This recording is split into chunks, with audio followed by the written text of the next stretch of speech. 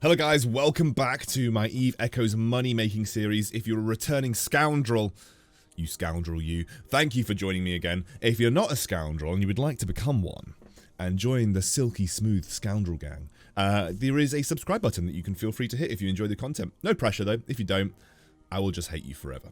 But seriously, we're going to be today talking about the market in Eve Echoes in my money making series, and it's all about buying and selling loot, buy orders, sell orders, and contracts, as well as some different tips and tricks in terms of ways that you can make money on the market.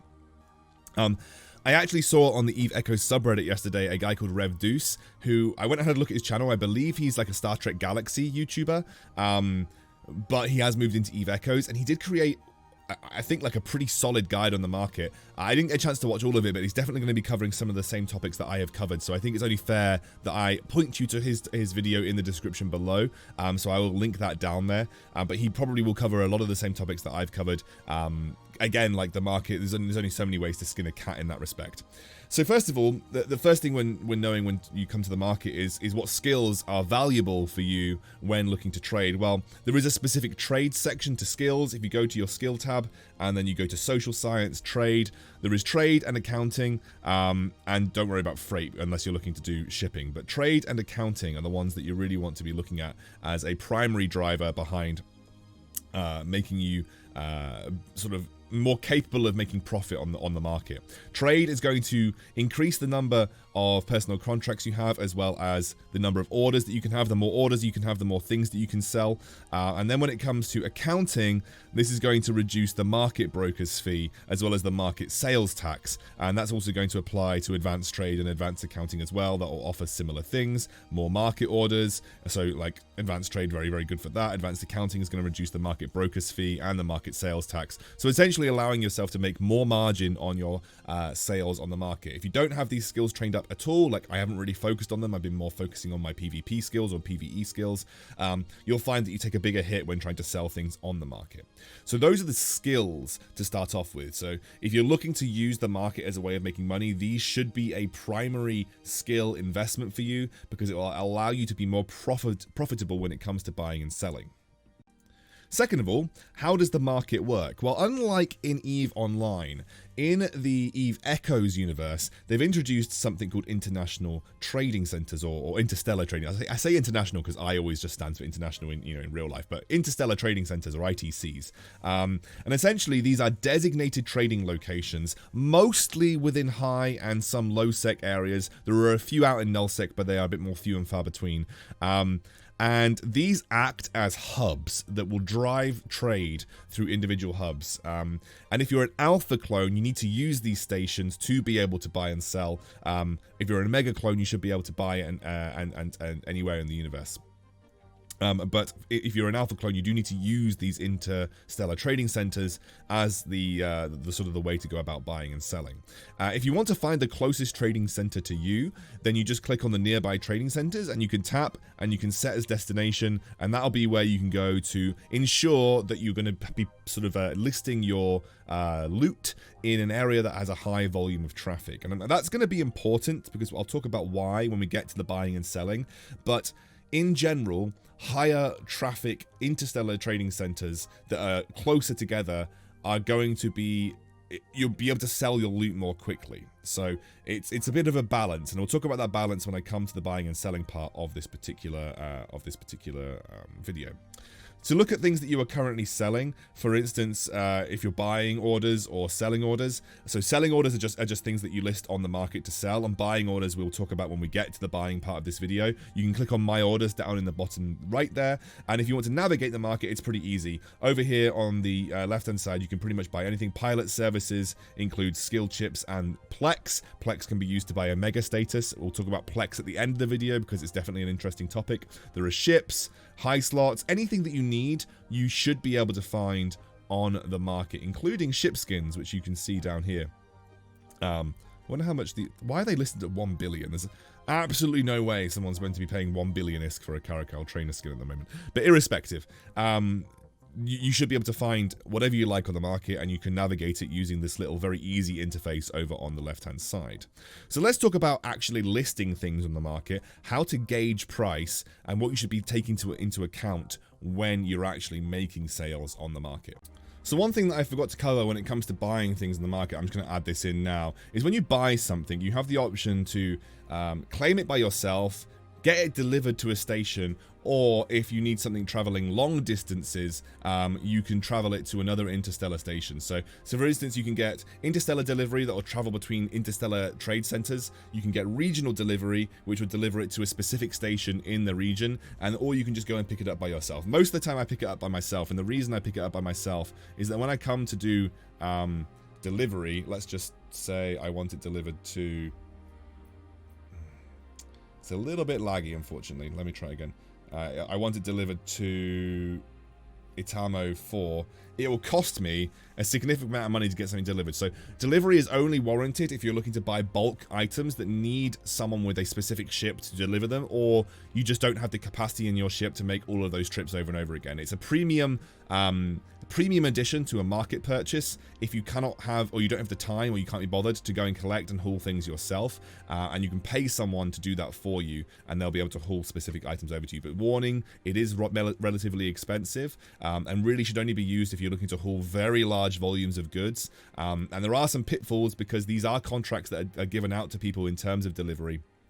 And obviously there is always the risk that you end up losing your items, so just be careful about that. But yeah, if you need to have it delivered to you because it's too large to fit in your hull, or you don't have a ship that has a hold that is big enough, then delivery is always an option for you. But I mostly pick up things myself unless I'm dealing with large volumes of mining goods. So I don't have a huge amount of loot currently right now. I have been a little bit more AFK than I would have liked to have been. But when it comes to selling loot, let's talk a little bit about how to gauge pricing and kind of where you may want to think about listing your loot to sell for a variety of reasons. Let's have a look at MK5. Actually, I want to keep. Actually, that's a lie. I want to keep those because I might use them. What will actually sell? An MK5 medium shield booster. Okay, I've got to repackage it first because I've used it. Right, let's have a look at an MK5 medium shield booster, wherever I've put that. Has it gone down to the bottom because I've repackaged it? Where did that disappear to, guys? Ah, here we go. Right, MK5 medium shield booster. Right, so, first of all, what you're going to want to have a look at is view market details. Viewing market details will tell you exactly what prices these things are going for across the galaxy. You can see at the top there's usually at this station it's got a 2 million threshold, but if I have a look down the list you can see this station is selling for 1,058,000. Station 2 jumps away is selling at 990,000 a station, so roughly about 1.1 million, and it will scale up from there. But at this current station my competition is 1.1 million or 1.05 million or there or thereabouts. When you are pricing your items, you want to take into account multiple factors. The first factor is, what is the current price at the station that you're at? So this obviously in Jitter is you're going to have the highest competition, and therefore your prices are likely going to be driven lower, but you are very likely to sell your item because there is a lot of traffic here, both buying and selling.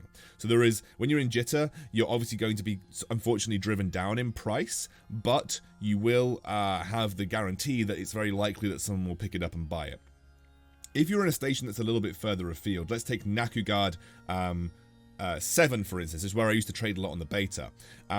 You are 10 jumps away from Jitter. It's a little bit lower volume in terms of trade traffic, and therefore you're less likely to sell things as quickly, but you also have less competition on the market, so you could actually price up in respect to your station because you're really directly competing with stations that are nearby to you. So for instance, if I'm looking at 2 jumps away at 990,000, if I was in Nakugard, I might think, okay, I have to be a little bit concerned about the 2 jumps away. What is 2 jumps worth of ISK, essentially? What is the 2 jumps time worth? Well, I could probably price it in Nakugard at 1.15 million or 1.2 million and expect that someone will be saying, well, I can't, for the sake of 200,000 ISK, especially if I'm spending that much on a medium shield booster, I can't be bothered to go 2 jumps. In Jitter, I'll happily just price it at 1.05 million because in Jitter, it takes so long to get back into Jitter. If they have to go out of Jitter and get back, there's no way that someone will sacrifice just 70,000 ISK for the sake of saving that much, unless they're already looking to leave Jitter in the first place. So let's, for instance, say that I want to sell this. Very quickly, you need to look at the buy orders that are currently here as well. So there are buy orders that exist in the universe where people will probably undercut. So for instance, there are people here that have got buy orders at Jitter for 770,000. So if you're looking to instantly sell and you need the cash straight up, you can have a look at the buy orders and see what people are willing to pay for it at your station. And if you were to sell it at 774,000, it would instantly be sold to one of these buy orders. And usually buy orders are undercutting the market a little bit, right? Usually buy orders are undercutting the market a little bit. So when I go to actually sell this, it will give me a price of 774,000. Now take a guess why you think people are putting buy orders out at 774,000 in Jitter. Well, the reason is if I'm a new player and I just see a price, if I see a price suggested to me at 774,000, they are just going to literally sell it straight away. You know, they're going to sell it, not even look at the market, and it's going to go to one of those buy orders. Those buy orders will scalp it, and then they'll put it back on at 1.2.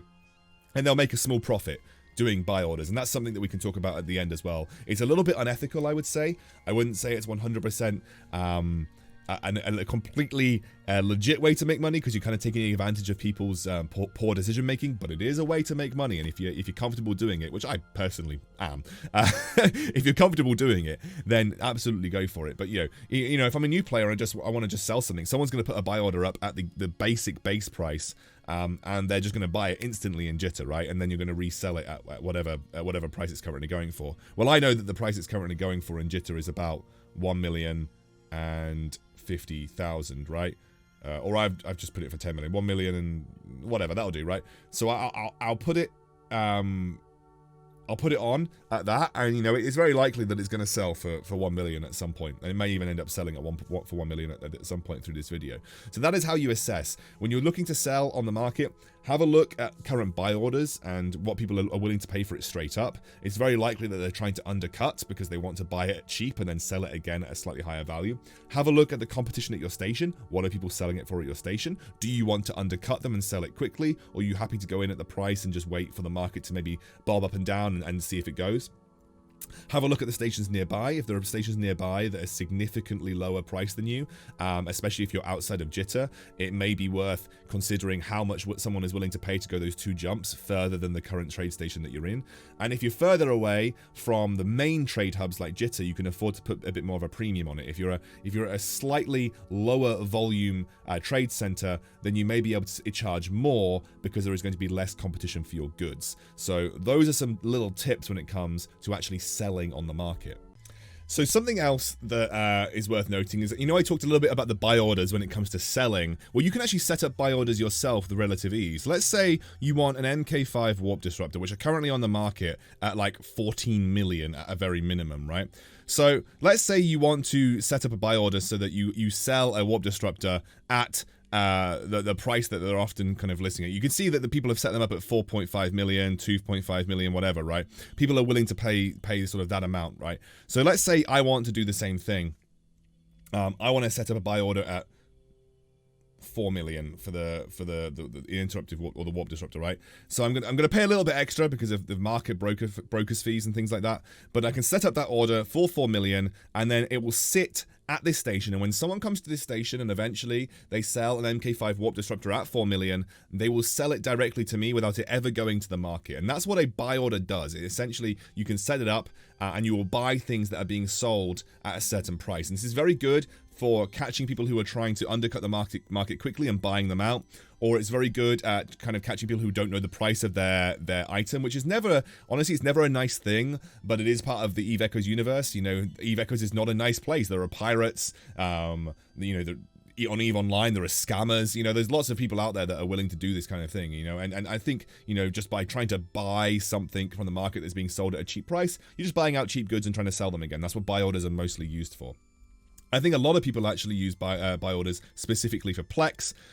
Let's have a look at what Plex is at on the market right now. Plex is actually up at 38,000. Just like 2 days ago, it was 30,000. Big tip for you guys. If you are looking to make money, and I would say Plex is a little bit like the EVE version of stocks and shares, right?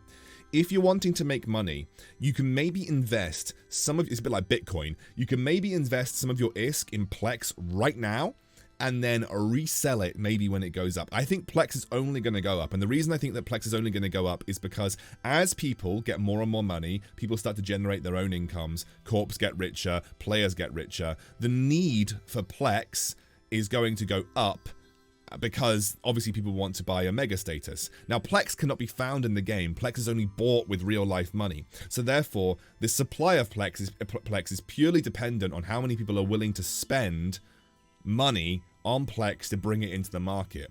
And obviously, that is always going to be a finite number, and it's never going to be as incredibly, I would say, it's never going to be as insanely flooded as things like, you know, ratting loot, because people are going to be ratting like crazy, right?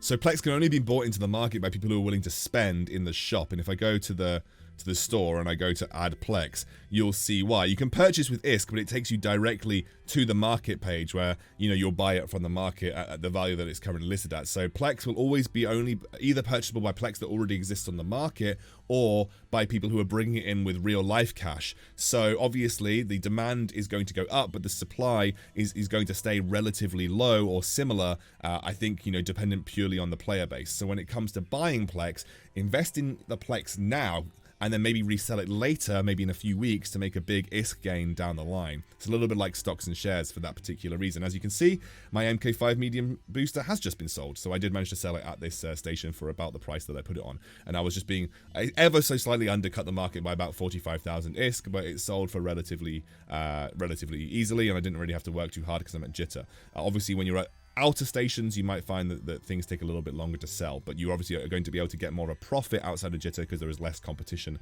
for the goods. But obviously maybe the demand for certain goods is also lower when you're further away from jitter. So that's when it comes to Plex. But in respect to buy orders, people have put buy orders on at Plex at values that are much lower than the current market share. And the reason people have got buy orders in at Plex at 33,000 is that someone might come and sell some Plex thinking that the market price is still pretty similar to where it was 2 days ago. These people will buy the Plex out at a lower value and then sell it again at a higher value to make the ISK back. So that's why people are putting the buy orders out on Plex at slightly lower, and that's often what buy orders are used. In fact, there's a whole like subset of trading, and I don't even know why I called it unethical. It's not that unethical, I think, but there's a whole subset of money making in EVE Echoes where people purely put out buy orders and then resell later on at a higher price. And people actually make money by sitting in stations using buy orders and then sell orders over and over again to buy out cheap items and sell them at the value that they are currently out on the market, if they're overinflated or not. So as you can see in the chat here, you can see I'm actually going to cover the last thing here, which is contracts. And you can see Chip, not cognitive neuroscience, level 5, selling at 2.2 mil under the market price. PM him for contract. So that is another part of EVE because it's only accessible by Omega clones. Alpha clones cannot do this. And essentially, contracts are a way of selling individual items to people. I would never usually create a public contract. I've actually never even seen public contracts available. I don't even know if they work right now. But what you can do with private contracts is if you're looking to sell something, like let's say you're building a ship for someone and you have a certain price in mind that you want to sell it at and it's agreed, and you want to avoid market brokers fees because you've done the majority of the sale work yourself. And if you're looking to sell things, I would suggest going to like EVE Echoes Discords or EVE Echoes subreddits to look to sell things for like contracted prices. What you're going to do is you're going to enter character info. I don't know, let's put in my brother, Zemtaz. Cool, I put my brother in.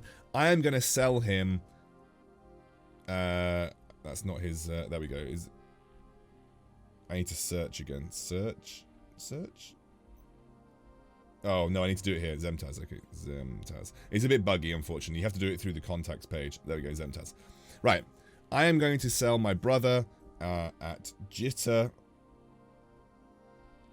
And I'm going to select an item. I am going to sell him a 1 MK, 1 snub-nosed, no, whatever, you know. And I want him to pay me 1 million ISK for it. Cool. That's 1 million ISK. I want him to pay 1 million ISK for an MK1 snub-nosed laser. And I can set it to a 2-week contract, a 1-day contract, 3 days, whatever, and I'm going to say, buy my laser. But that can be whatever you want. That can just be cool. So I've added the item, and you can do it either I'll pay or they'll pay. And I think I've added the item here. Yes. Yeah, here we go. Sorry.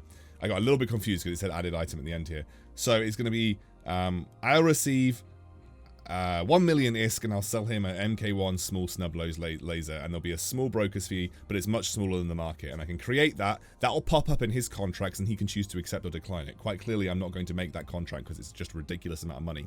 But that's the way that you sell specific items to specific players, and it's a way of avoiding some of the market tax on using the interstellar trade centers, which is the last way of kind of looking at a way to buy and sell loot. It's harder to set up though. You need to have a personal and private buyer for particular things, so it's much better when trying to sell things like ships to people because they are things that you can build specifically for them. But yeah, overall that's an important part of buying and selling.